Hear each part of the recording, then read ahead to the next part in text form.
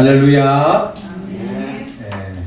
하나님께서 맡겨주신 그 사명을 감당하며 나아가는 자들을 하나님은 기억하시고, 또한 이 땅에서 맛볼 수 없는 더 없는 영광, 축복을 하늘나라에서 예비하시고 상 주신 우리 주님을 향하여 할렐루야 찬양대에서 귀한 찬양을 올렸습니다. 우리 주님께서 영광 중에 받아주신 줄로 믿습니다.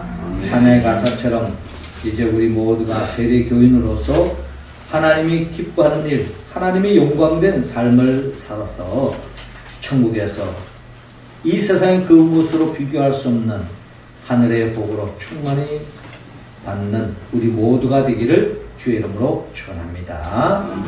이 시간 우리 서로 한번 옆 사람과 복음을 나눕시다. 주님께 충성합시다. 주님께 충성합시다. 아멘.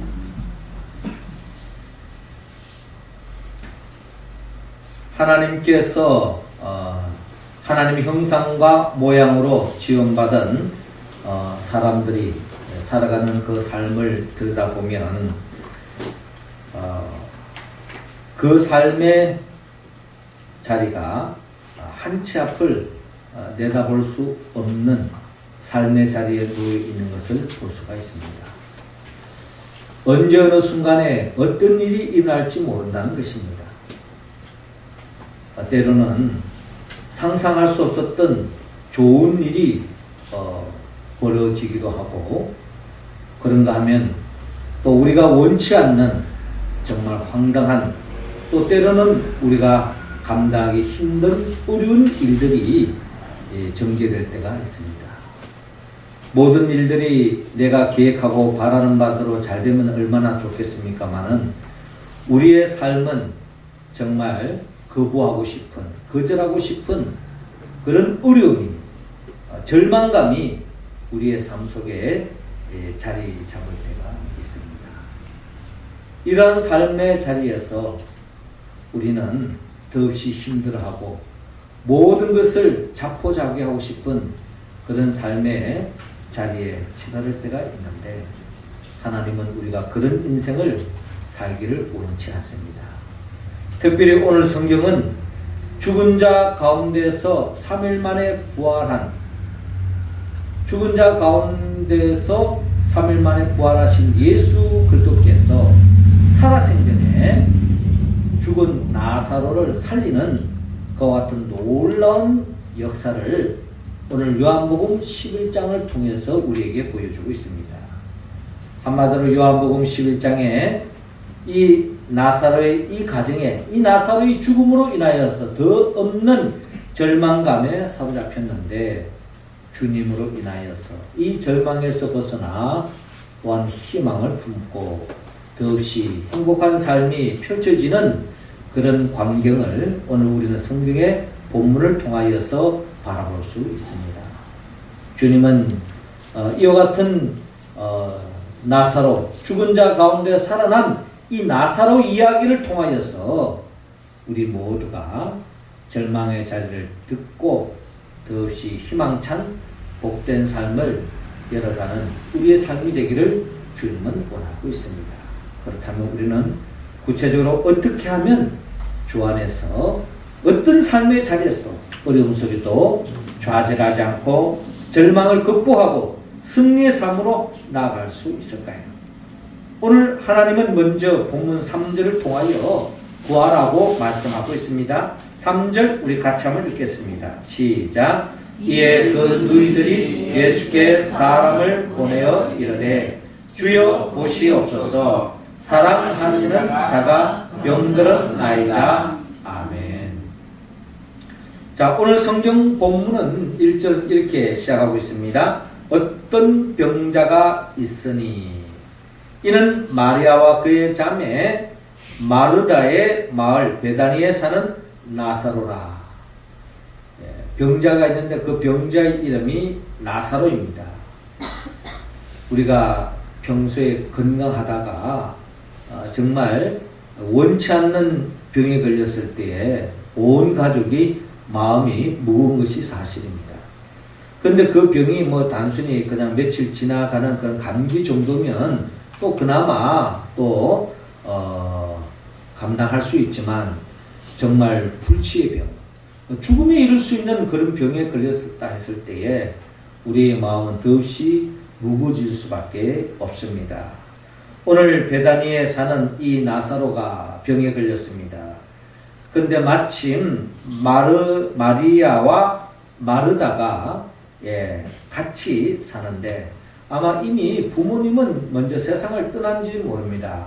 부모님이 세상을 떠나니 어떻게 보면 이 오누이들이 더없이 어떤 정으로 사랑으로 어떻게 보면은 그런 어떤 그 부모 없는 가정으로서 가정이었다라고 우리가 헤아릴 수 있겠죠.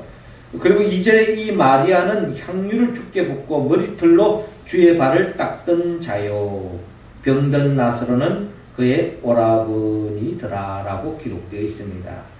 자, 이런 말씀을 보면 이 마리아는 예수님께 그 값비싼 향유를 예수님의 발에다가 붓고 머리털로 씻을 정도로 주님을 사랑하는 그런 여인이었던 것 같습니다.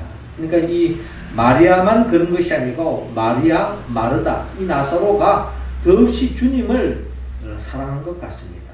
또한 주님 또한 이들을 그대로 더없이 사랑했겠죠. 주님을 사랑하는 삶의 자리에도 이처럼 원치 않는 어려운 일이 생길 수 있습니다. 오늘 본문에는 그 원치 않는 어려운 일이 바로 원치 않는 불치에 어떻게 보면 병에 걸렸다라고 볼 수 있는 것입니다. 그래서 3절에 이에 그 누이들이 예수께 사람을 보내어 이르되 주여 보시옵소서 사랑하시는 자가 병들었나이다 하니라고 기록되어 있는데, 그래서 마리아와 마르다는 그의 오라버니 나사로가 이 죽음에 이르는 병에 걸리기 때문에 이 절망감 속에서 이 오라버니를 빨리 살려내기 위해서 사람을 보낸 것 같습니다. 본인이 직접 갈 수도 있겠는데 왜 사람 보냈을까? 아마 오라버니의 병이 더 위중했기 때문에 아마 오라버니를 간호하느라고 직접 갈 수 없는 상황이었던지, 그래도 사람을 보내서라도 빨리 예수님께 도움을 청하고 있는 모습을 볼 수가 있습니다. 이러한 모습을 통해서 마르다와 마리아는 주님께 간구하면, 주님께 부탁하면 주님께서 병으로 말미암아 죽을 수밖에 없는 오라버니를 살릴 것이라고 하는 믿음으로 사람을 보내서 간청하고 있는 모습을 볼 수 있는데, 이러한 모습이 우리가 신앙생활 속에서 우리도 어려움에 처할 때에, 또 내 힘으로 해결할 수 없는 문제에 부딪혔을 때에 우리가 할 수 있는 것이 바로 기도라는 것입니다. 주님께 나아가서 내 힘으로 할 수 없는 그 영역 앞에 절망하고 자포자기하는 것이 아니라 그 문제를 해결할 수 있는 분은 오직 하나님밖에 없기 때문에 하나님께 나아가서 기도하는 것처럼 이 마르다와 마리아는 주님이 모든 문제를 해결할 줄로 믿었기 때문에 믿음으로 주님께 사람을 보내서 간구했다는 것은 바로 기도하는 것과 다름이 없다는 겁니다. 우리도 우리의 삶의 자리에서 내 힘으로 할 수 없는 부분, 또 사랑하는 가족이 있는데 그 가족이 어려움에 처해 있는데 내가 뭔가 돕고 싶지만 내 힘으로는 할 수 없어요. 그럴 때에 우리가 할 수 있는 것은 오직 주님께 나아가 기도하는 것밖에 없습니다. 주님께 기도할 때 주님은 우리의 기도를 응답해 주신다고 성경은 약속하고 있습니다. 빌립보서 4장 6절에 아무것도 염려하지 말고 오직 모든 일에 기도와 간구로 너희 구할 것을 감사함으로 하나님께 아뢰라 라고 말씀하고 있습니다. 주님은 우리가 기도할 때에 우리의 기도를 응답해 주십니다. 예수님도 그의 삶 속에 정말 감당할 수 없는 그런 현실이 눈앞에 펼쳐졌습니다. 그게 바로 십자가에 못 박혀 죽는 것이었습니다. 정말 거부하고 싶은, 거절하고 싶은 십자가. 그러나 주님은 하나님의 뜻을 이루기 위해서 하기 싫지만 거절하고 싶은 십자가이지만 하나님의 뜻이라면, 하나님의 영광을 위해서라면 그 일을 감당하는데, 그 일을 감당할 수 있었던 것은 예수님 또한 기도했기 때문에 결국 그 일을 감당할 수 있었습니다. 우리의 힘으로 감당할 수 없는 영역, 내 힘으로 해결할 수 없는 부분이 있을 때 우리는 주님 앞에 기도해야 합니다. 예레미야 선지자는 예레미야 33장 2절 3절을 통하여 말씀합니다. 이를 행하시는 여호와, 그것을 만들며 성취하시는 여호와, 그의 이름을 여호와라 하는 이가 이와 같이 이르시느니라. 너는 내게 부르짖으라. 내가 내게 응답하겠고 내가 알지 못하는 크고 비밀한 일을 내게 보이리라 라고 말씀하고 있습니다. 주님 앞에 부르짖고 간구하면 주님은 반드시 우리의 기도를 응답해 주십니다. 부모가 자녀에게 바라는 바가 있을 수 있어요. 또 자녀가 부모에게 바라는 바가 있을 수 있습니다. 그럴 때에 어느 부모가 자식이 요구하는 바를 외면하는 부모가 있겠습니까? 또한 부모가 원하는데 진정한 자식은 부모의 그 바람을 헤아릴 것입니다. 이와 마찬가지로 자식된 우리가 하나님 앞에 부르짖고 간구할 때에 주님은 우리의 기도를 반드시 응답하심을 믿으시고 여러분들의 삶 속에 놓여져 있는 그 문제 앞에, 현실 앞에 자포자기하지 마시고 절망하지 마시고 주님께 나아가 기도함으로 주님의 그 은혜로 절망에서 벗어나는 우리 모두가 되기를 주의 이름으로 축원합니다. 이어서 주님은 우리에게 본문 27절을 통하여 믿으라고 말씀하고 있습니다. 27절 우리 할렐루야 찬양 읽어주시기 바랍니다. 시작. 그대 주여 그러하리다. 주는 그리스도시요 세상에 오는 하나님의 아들이신 줄을 내가 믿나이다. 아멘. 자, 이어지는 본문 17절에 보면 예수께서 와서 보시니 나사로가 무덤에 있은지 이미 나으리라. 자, 우리가 좀 본문을 좀 뛰어넘었는데요. 예수님께서 이 마르다와 마리아의 집에 도착했을 때는 이미 사흘이나 지났습니다. 예수님께서는 이렇게 어떤 사람을 통해서 이 나사로가 죽음에 이르렀다는 소식을 들었을 때에 예수님께서는 이 병이 그저 단순히 병에 걸려서 죽음으로 끝날 일이 아니라 이 속에서 하나님이 하실 일이 있다는 겁니다. 그 하실 일이 무언가를 오늘 본문에 계속 이어서 우리에게 말씀하고 있는데 예수님이 이미 나흘이나 지나서 도착했을 때는 이미 오라버니가 죽어서 무덤에 묻고 난 이후였습니다. 그래서 21절에 마르다가 예수께 여짜오되 주께서 여기 계셨더라면 내 오라버니가 죽지 아니하였겠나이다. 그러나 나는 이제라도 주께서 무엇이든지 하나님께 구하시는 것을 하나님이 주실 줄을 아나이다. 예수님이 조금 늦게 온 것에 대해서 예수님이 빨리 안 오셔서 오라버니 죽게 된 것에 약간의 인간적인 서운함도 약간 비치는 것 같지만 그러나 이 마르다의 이 고백을 보면 그럼에도 불구하고 마르다는 주님을 믿었기 때문에 지금이라도 주님이 뭐든지 다 할 수 있다라는 믿음으로 주께로 나아간 것을 바라볼 수 있습니다. 이때 예수님께서 말씀합니다. 내 오라비가 다시 살아난다. 내 오라비가 다시 살아나리라. 여러분, 죽은 자가 어떻게 다시 살아납니까? 있을 수 없는 이야기입니다. 우리 현실이 그럴 때가 있어요. 이미 죽었는데 그게 무슨 더 가능성이 있느냐? 죽으면 다 끝난 게 아니냐라고 이야기할 때가 있는데 주님은 이미 죽은 사람을 향해서 죽은 사람에 대해서 내 오라비가 다시 살아나리라 라고 주님께서 말씀하고 있습니다. 그때 마르다가 이렇게 말씀합니다. 마지막 날 부활 때에 다시 살아날 줄을 내가 아나이다. 예, 이 마르다는 주님이 하시는 그 말씀을, 이 부활의 이야기를 먼 훗날 주님이 재림하여 오실 때에 모든 사람들이 부활에 참여하기 때문에 아마 그때 일어날 일을 이미 주님께서 말씀하신다, 그렇게 아마 그냥 영적으로 그렇게 해석한 것 같습니다.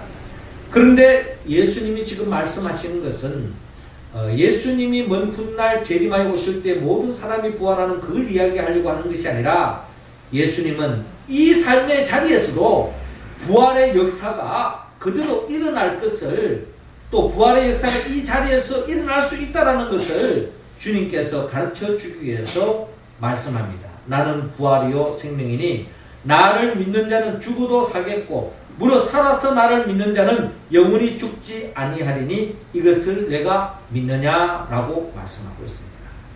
그러니까 주님이 누구인가를 바로 알면 그 주님 안에 있을 때는 능치 못하는 일이 없다라는 것을 우리에게 증거하고 있습니다.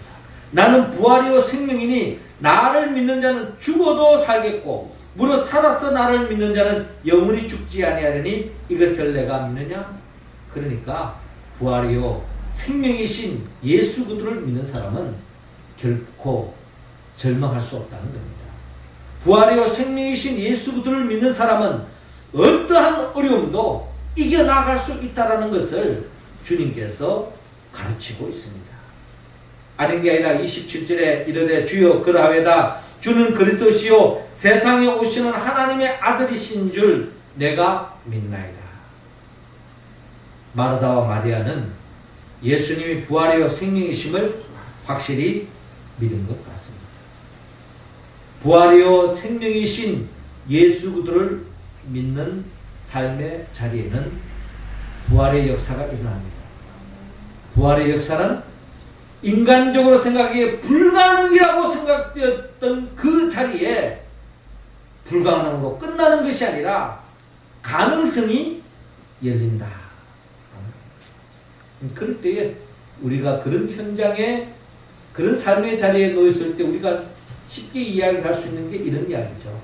이게 꿈이냐 생신이냐 한번 꼬집어 다오. 꼬집어 주면 아야 하면서 야 이거 꿈이 아니네 하는 일들이 우리의 삶 속에 펼쳐질 수 있다는 것입니다. 중요한 것은 예수가 누구인가를 우리가 알아야 합니다. 우리가 간구하는, 우리가 의지하는 그분은 우리를 위하여 십자가에 못 박혀 죽으시고 죽은 자 가운데 3일 만에 부활하신 분입니다. 그 주님을 믿을 때에 우리에게는 능치 못한 일이 없다는 것입니다. 예수님은 죽음의 권세를 깨뜨리고 부활하시기 전에 육신의 몸으로 이 땅에 살아있는 동안에 이 제자들에게 이 나사로가 죽은 자 가운데 살아나는 이 놀라운 역사를 통해서 제자들에게 나를 믿으면 능치 못한 일이 없다는 것을 다시 한 번 더 일깨워주고 있습니다. 그렇습니다. 나를 위하여 십자가에 못 박혀 죽으시고 부활하신 예수 그리스도를 믿는 저와 여러분들은 우리의 삶의 자리에 어떤 일이 전개된다 할지라도 우리는 희망을 잃어서는 안 됩니다. 예수 그리스도를 믿는 사람은 이 땅에서도 천국을 침노할 수 있고 하나님의 나라를 열어갈 수 있습니다. 단테의 신곡을 보면 지옥편에 있는데 그 지옥은 모든 희망을 버리라 라는 이야기가 나옵니다. 지옥은 어떤 곳이냐? 희망이 없는 곳이에요. 희망을 버려야 하는 것입니다. 그러나 예수 그리스도를 믿는 사람은 지옥에 갈 수가 없습니다. 예수 그리스도를 믿는 사람은 이 땅이 지옥과 같은 현실이 펼쳐진다 할지라도 예수 그리스도 우리의 부활이요 생명이신 예수 그리스도를 믿는 사람은 그 속에서 가능성을 붙잡고 희망을 붙잡고 나아갈 때에 지옥은 멀어지고 우리의 삶 속에 천국이 펼쳐질 줄로 여러분 믿으시고 부활이요 생명이신 예수 그리스도를 믿고 기도하고 더욱더 주님을 의지하는 우리 모두가 되어서 그 어떠한 어려움도 이겨나가는 우리의 모습이 되기를 주님으로 축원합니다. 마지막 세 번째로 오늘 본문 39절을 통하여 행하라고 말씀합니다. 39절 우리 같이 한번 읽습니다. 시작. 예수께서 이르시되 돌을 옮겨 놓으라 하시니 그 죽은 자의 누이 마르다가 이르되 주여 죽은 지가 나흘이 되었음에 벌써 냄새가 나나이다. 아멘. 자, 이어지는 본문 39절에 예수께서 이르시되 돌을 옮겨 놓으라. 부활이요 생명이신 주님께서 말씀합니다. 돌을 옮겨 놓으라. 참 우리식으로 말하면 이스라엘이야 이렇게 굴에다가 시신을 안장하고 그 굴 입구에다가 돌을 막아서 이렇게 임봉을 해서 무덤으로 여기는데 우리식으로 말한다면 무덤을 팔아. 죽어서 시신을 지금 땅에다 묻고 흙을 이제 덮어놓은 그런 무덤을 향해서 예수님이 무덤을 파제끼라. 그와 다른 영역이야. 돌에 물을 옮기라는 것입니다. 그 죽은 자의 누이 마르다가 이르되 주여 죽은 지가 나흘이 되었음에 벌써 냄새가 나나이다. 어떻게 본다면 현실적인 그대로 표현하고 있습니다. 또 현실이니까요. 죽은 지 나흘이나 되어서 냄새가 나는데 무슨 이 죽은 오라버니를 살릴 수 있단 말입니까? 하는 이야기나 다름이 없겠죠? 그런데 예수께서 이르시되 내 말이 내가 믿으면 하나님의 영광을 보리라 하지 아니하였느냐. 믿고 주님을 믿는다면 부활이요 생명이신 예수를 믿는다면 그 주님의 말씀에 그대로 순종하며 나아가라는 것입니다. 아닌 게 아니라 41째 돌을 옮기는 주님의 말씀이 황당하지만 그 말씀에 그대로 순종했습니다. 도저히 상식 밖의 이야기죠. 이미 죽어서 시신에 단순히 기절해 누워있는 것도 아니고 썩은 냄새가 나는데 생물학적으로 과학적으로 말도 안 되는 이야기죠. 그래도 주님 부활이요 생명이신 주의 말씀에 순종했다는 것입니다. 순종하는 가운데 예수께서 눈을 들어 우러러 보시고 이르시되 아버지여 내 말을 들으신 것을 감사하나이다. 항상 내 말을 들으실 줄을 내가 알았나이다. 그러나 이 말씀하옵는 것은 둘러선 무리를 위함이니 곧 아버지께서 나를 보내신 것을 그들로 믿게 하려 함이니이다. 결국 결과가 어떻게 됐습니까? 말 그대로 돌문을 옮겨 놓았더니 돌문을 옮기는 그 순간에 예수님께서 큰 소리로 외칩니다. 나사로야 나오라! 라고 명령합니다. 죽은 자가 예수의 말씀에 순종으로 나아갑니다. 그래서 44절에 죽은 자가 수족을 배로 동인 채로 나오는데 그 얼굴은 수건에 사였더라. 예수께서 이르시되 풀어놓아 다니게 하라 하시니라. 결국 죽은 나사로가 살아났음을 오늘 성경은 우리에게 증거하고 있습니다. 죽은 자가 어떻게 살아납니까? 그러나 오늘 요한복음 11장을 통하여 죽은 나사로, 날이 지나서 썩은 냄새가 나는 그 나사로가 부활이요 생명이신 주의 말씀으로 인하여 마치 혼돈과 공허 흑암에 가득 찬 세상에 하나님께서 빛이 있으라 할 때 말씀대로 빛이 생기고 말씀대로 하늘이 생기고 해와 달과 별들이 생기는 것처럼 주님께서 창조에 동참하셨던 성자 예수 그리스도께서 나사로야 나오라 라고 명령할 때에 결국은 죽은 나사로가 살아난 놀라운 역사가 일어났습니다. 할렐루야. 이처럼 우리의 삶의 자리에서 부활이요 생명이신 예수 그리스도의 말씀에 우리가 순종하며 나아갈 때에 결국 우리의 삶은 사망에서 생명, 절망에서 희망, 불행에서 행복으로 옮겨질 줄로 여러분 믿으시기 바랍니다. 그러나 주의 말씀은 너무나도 황당할 때가 많아요. 보리떡 5개 물고기 2마리 5,000명이나 되는 많은 사람에게 나눠주라 라고 말씀하실 때에 이 보리떡 5개 물고기 2마리로 누구 입에다가 붙입니까? 이 5,000명 이상 되는 사람들에게 어떻게 그들에게 나눠준들 무슨 소용이 있겠느냐 라고 이야기하지만 그대로 순종했더니 모두가 배불리 먹고 12강줄이가 남았던 것입니다. 정탐꾼들이 가나안 땅을 바라보았을 때에 그 땅은 참으로 아름답고 광대한 땅이지만 그 땅은 이미 가나안 거민들이 이미 그 땅을 차지하고 있기 때문에 우리는 그 땅을 차지할 수 없다. 우리는 그들 앞에 메뚜기 같은 존재다. 라고 하면서 자포자기하는 10명의 정탐꾼이 있었지만 하나님의 능력을 믿는 믿음의 사람 갈렙과 여호수아는 하나님의 말씀에 의지하여 우리의 힘으로는 그 땅을 차지할 수 없을지 모르지만 하나님께서 우리에게 약속하신 말씀입니다.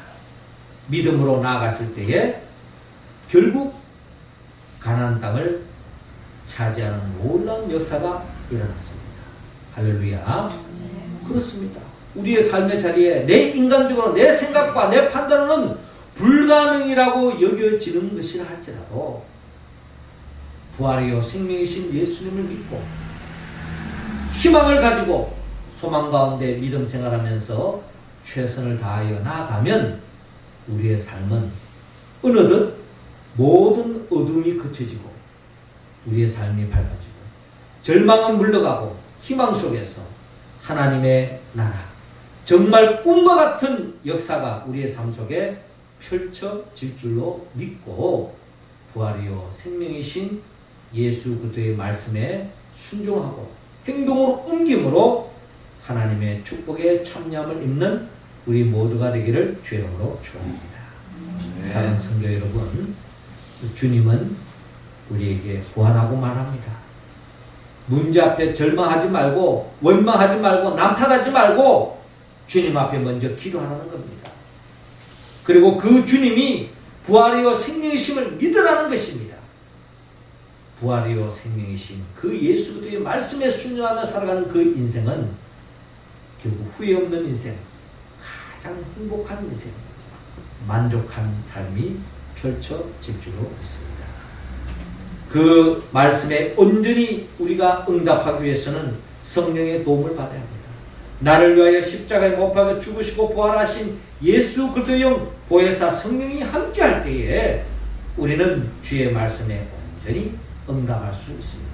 우리 모두가 이 말씀에 응답하여서 어떤 어려움의 자리에서도 절망하거나 자포자기하거나 모든 것을 단념하여 목숨을 끊는 그런 불행의 길로 가지 말고 어떠한 어려움 속에도 주 안에서 기도하고 어려움을 이기고 인내하고 때를 기다리고 하나님의 때에 덧는 축복을 맛보는 우리의 삶이 되기를 주님으로 축원합니다. 기도하겠습니다.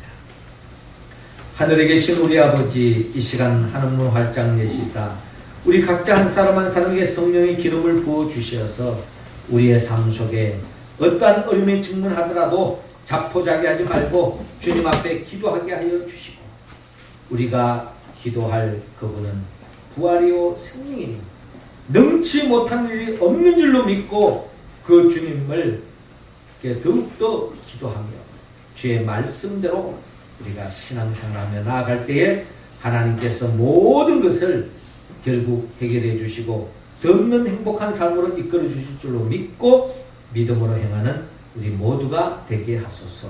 예수님의 이름으로 기도드리옵나이다. 아멘.